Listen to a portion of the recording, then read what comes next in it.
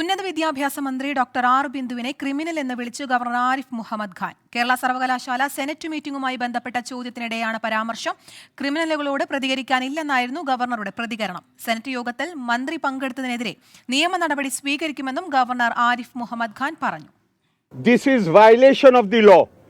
Senate meeting can be chaired either by the Chancellor or by somebody authorized by the Chancellor. No other person has the right to preside over.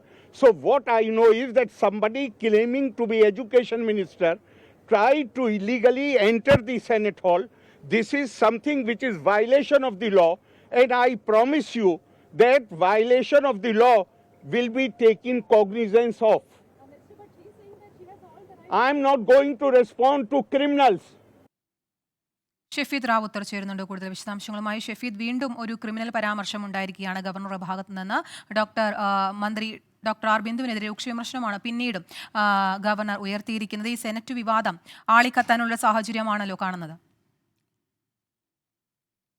R ബിന്ദുവിനെതിരെയാണ് ഇപ്പോൾ governor Arif Muhammad Khan ഈ criminal പരാമർശം നടത്തിയിട്ടുള്ളത്. Senate യോഗത്തിൽ അധ്യക്ഷത വഹിക്കാൻ മന്ത്രിക്ക് അർഹതയില്ലെന്ന ഗവർണറുടെ പ്രതികരണത്തിൽ പരാതിയുണ്ടെങ്കിൽ ഗവർണർക്ക് കോടതിയെ സമീപിക്കാമെന്ന് മന്ത്രി ആർ ബിന്ദു മറുപടി നൽകിയിരുന്നു. മാത്രമല്ല, അധികാരമുണ്ടോ എന്നറിയാൻ ഗവർണർ നിയമം പരിശോധിച്ചാൽ മതിയെന്നും നിയമവിരുദ്ധമായി ഒന്നും ചെയ്തിട്ടില്ലെന്നുമായിരുന്നു ഉന്നത വിദ്യാഭ്യാസ മന്ത്രിയുടെ പ്രതികരണം. ഇതടക്കമുള്ള വിഷയങ്ങളിലാണ് വളരെ രൂക്ഷമായ ഭാഷയിൽ ഇപ്പോൾ വിമർശനവുമായി ഗവർണർ ആരിഫ് മുഹമ്മദ് ഖാൻ രംഗത്തെത്തിയിരിക്കുന്നത്. ക്രിമിനലുകളോട് പ്രതികരിക്കാൻ ഇല്ല എന്നുള്ളതായിരുന്നു ഗവർണറുടെ പ്രതികരണം. ഉന്നത വിദ്യാഭ്യാസ മന്ത്രി സെനറ്റ് മീറ്റിംഗിൽ പങ്കെടുത്തതും സെനറ്റ് ഹാളിലേക്ക് പ്രവേശിച്ചതും നിയമവിരുദ്ധമാണ്.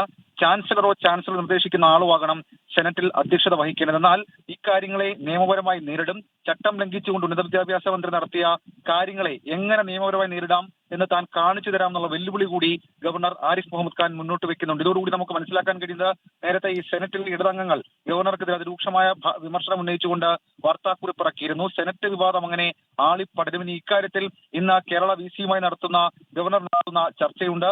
അതിലും അതേപോലെ തന്നെ ഈ മറ്റു നോമിനികൾ ഇതുമായി ബന്ധപ്പെട്ട് ഗവർണർക്ക് ഒരു പരാതി നൽകാൻ എത്തുന്നുണ്ട്. ആ വിഷയത്തിലും ഗവർണർ എന്ത് തുടർ നടപടി സ്വീകരിക്കും എന്നുള്ളതാണ് നിർണായകം. ശ്രീലക്ഷ്മി. ശരി, ഷെഫീദ് റാവുത്തറാണ് കൂടുതൽ വിശദാംശങ്ങൾ നൽകിയത്.